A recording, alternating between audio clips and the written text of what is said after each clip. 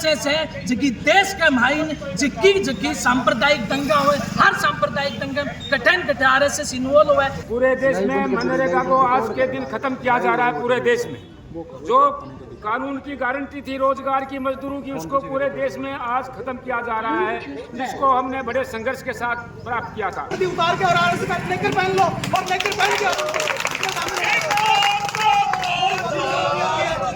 शेखावाटी में अगर ढूंढ रहे हो बेस्ट यूनिवर्सिटी तो एक ही नाम, JJT यूनिवर्सिटी, जहां मिलते हैं 100+ कोर्सेज, मॉडर्न कैंपस और स्ट्रॉन्ग प्लेसमेंट सपोर्ट, हजारों स्टूडेंट्स का भरोसा। अब आपकी बारी, आज ही एडमिशन ले JJT यूनिवर्सिटी के साथ और बनाए अपना सपना सच।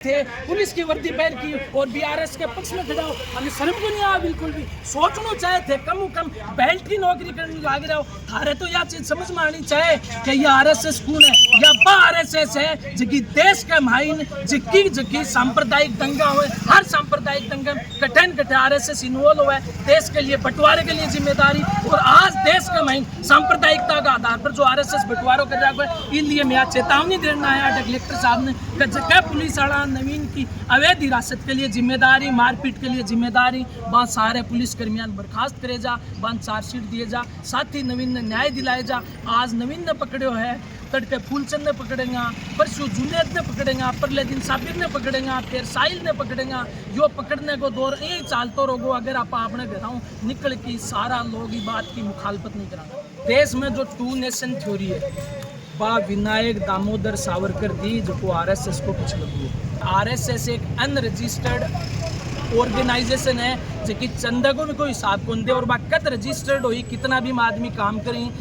कोई भी जानकारी को नहीं। और आज भी ऑर्गेनाइजेशन नहीं, पुलिस देश के संविधान को बड़ो मान लियो।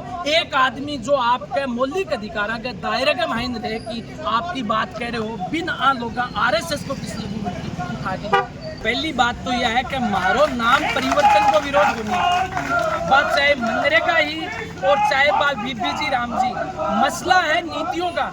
पहली जगह योजना ही भी 90% फंडिंग केंद्र सरकार देती, 10% फंडिंग स्टेट गवर्नमेंट देती। नहीं जो पॉलिसी आई है, हम 60-40 को फॉर्मूलो कर दियो तो 40% को जो फॉर्मूलो है वो बीजेपी मोदी जी की शासित 11 राज्य सरकार भी नरेगा बंद कर दियो कि मार्कन 40% फंडिंग होनी। यानी जकी योजना की बढ़ाई कर रहे हैं ना बीबीजी राम जी की भी योजना चला पाने में बीजेपी की 11 सरकार भी है समर्थ एकदम बंद हो गया है। देश के अंदर बीबी राम जी का जो नया ला करके नए नरेगा को ख़त्म करने जा रही है, इससे देश के जो कमज़ोर तबके के लोग हैं, गरीब लोग हैं, उनकी रोजी रोटी छीनी जा रही है। इसलिए हमारी मांग है कि नए नरेगा को ही इसमें सुदृढ़ किया जाए, 100 के स्थान पर 125 दिनों का कार्य दिया जाए और 600 रुपया मजदूरी दी जाए। यह आज पूरे देश के अंदर किसानों की डिमांड है कि मजदूरों को उनकी हक की मजदूरी मिलनी चाहिए।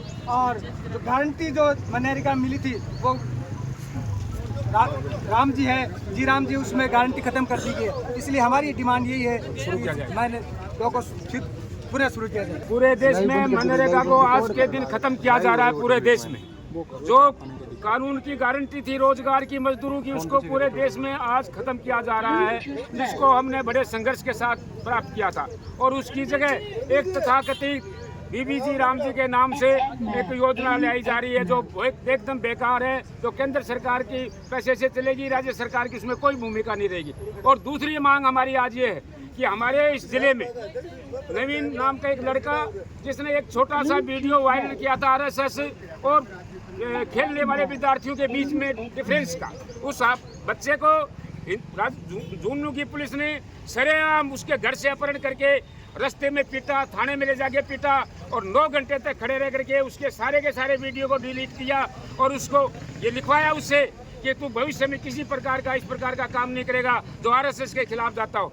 अभी आज के दिन ये मांग करते हैं कि बोलने की जो आज़ादी है, अभिव्यक्ति की जो आज़ादी है, वो अघोषित रूप से इमरजेंसी लगा के समाप्त नहीं की जा सकती। उसके लिए हम संघर्ष करेंगे और इन 2 मांगों को लेकर के आज कलेक्टर से मिलेंगे और ज्ञापन देंगे। उतार के और आरएसएस का नेकर पहन लो और नेकर पहन के इसी प्रकार से आपके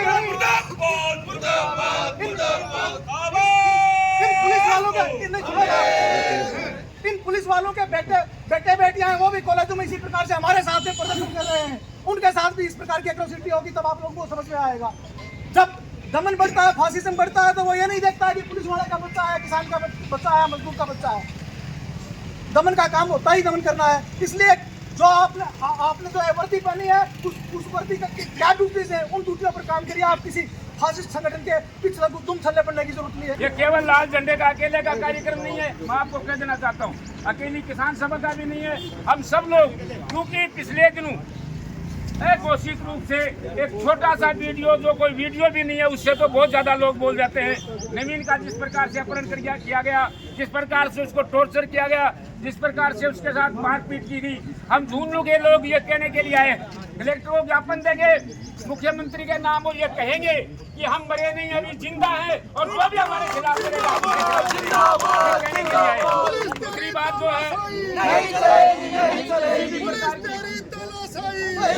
किसी भी प्रकार की गुंडागर्दी, हम वो लोग हैं जो अमर पसंद लोग हैं, जो इस संविधान की रक्षा के लिए लड़ने वाले लोग हैं। हम किसी भी प्रकार से, हम में से कोई ऐसा नहीं है जो चोर उचक्का हो, कोई ऐसा नहीं है जो किसी प्रकार का माफिया हो, कोई ऐसा आदमी नहीं है हमारे में से। हम काम करते हैं, संगठनों में काम करते हैं, संगठनों की विचारधारा अलग अलग हमारी हो सकती है, लेकिन हम इस जिले में, इस देश में शांति और अमन के रखवारे हैं। ये देश हमारा है, ये देश मोदी का है या बिरला का, डालमिया का, ये देश सादा देश नहीं है, ये देश हमसे बना हुआ। हमने इस देश को बनाया।